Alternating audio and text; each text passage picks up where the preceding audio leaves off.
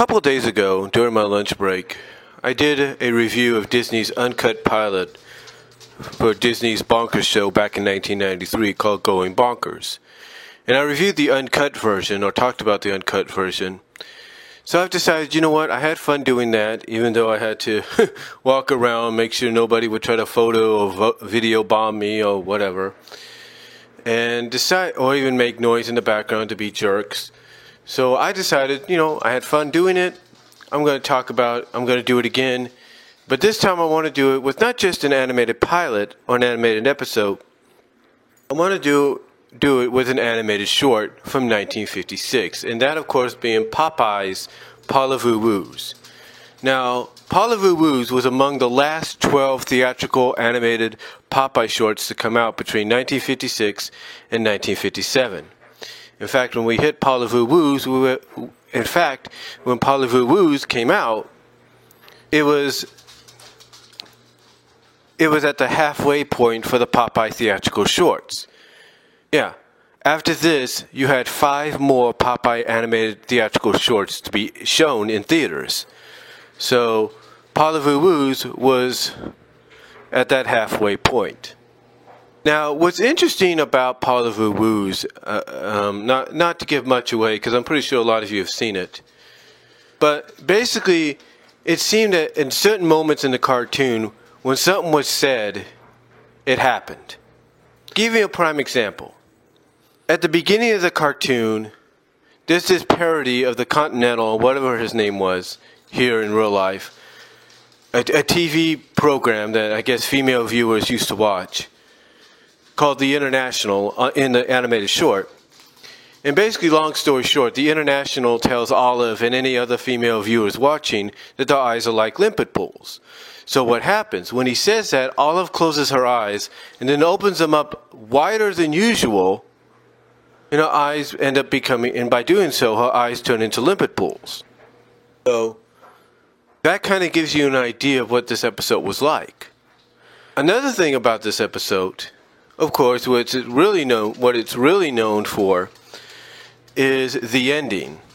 Because you see at the end of the cartoon, after the routine Popeye beating Bluto situation, Popeye eats another can of spinach, kisses Olive on the hands, she turns red, steam comes out of her ears, and then she tells him she feels like butter in his hands, and she ends up melting, as she says this, into a flowing puddle of butter with only her smiling face on top, and that just flows down the floor of her house. Yeah, literally, she turns into a flowing, running puddle of butter with her face on top of it at the end of the cartoon. So yeah, that's how unique and how popular, in a sense, Parlez-Vous Wooz became and has become and still is, and why it's basically known as one of the best Popeye cartoons, if not one of the more popular Popeye cartoons to ever be shown, because of its uniqueness, because of what it did. Now you might say, Popeye's had cartoon shorts or animated theatrical shorts that have had weird stuff happen.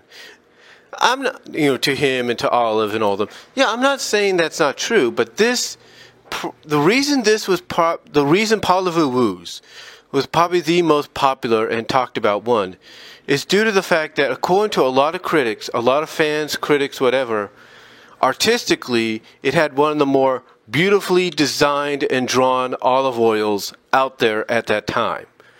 Literally, it had one of the more beautifully designed and drawn olive oils in animation, period. In fact, even Matt Burnett, Animat, Electric Dragon 505, Animat 505 on Twitter, even Animat would agree with that. And I know a lot of people are thinking and asking, well, what's the big deal about Parlez-Vous Wooz, besides the fact it's just another Popeye cartoon with its usual Popeye, saves the day kind of deal. Well, because like I said, one of the other noted parts about this special is it parodied some kind of TV program that went on at that time.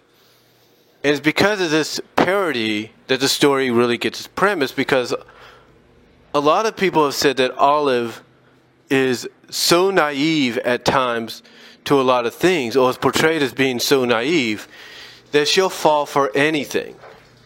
Yeah, there have been some cartoons where basically she has to be the one that saves Popeye after he saves her, or sometimes she's portrayed as being the one that's more reasonable, which is kind of surprising, but it all depends basically who's the director, who's the writer, and all that.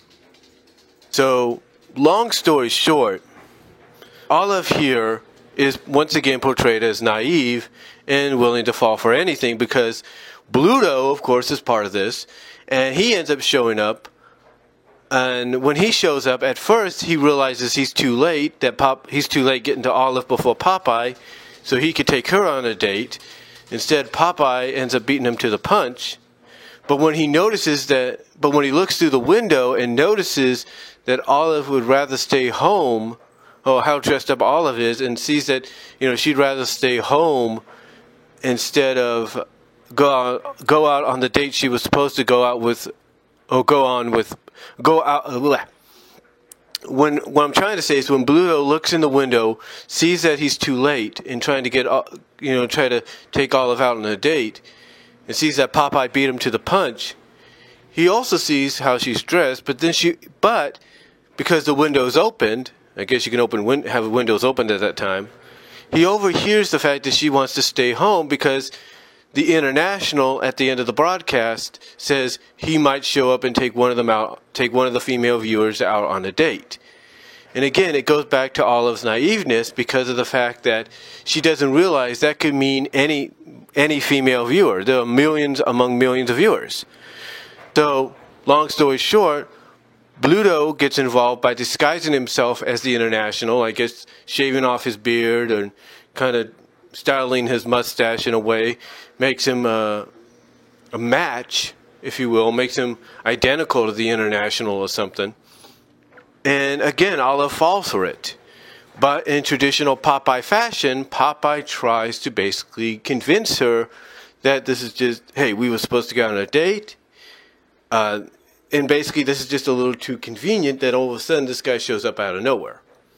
And I think when you look at it from a perspective, when you watch the cartoon short, and Bluto shows up at the doorstep disguised as the International, and he tips his hat up a little bit, and gesture to Olive, his sailor hat gets exposed real quickly before he hides it.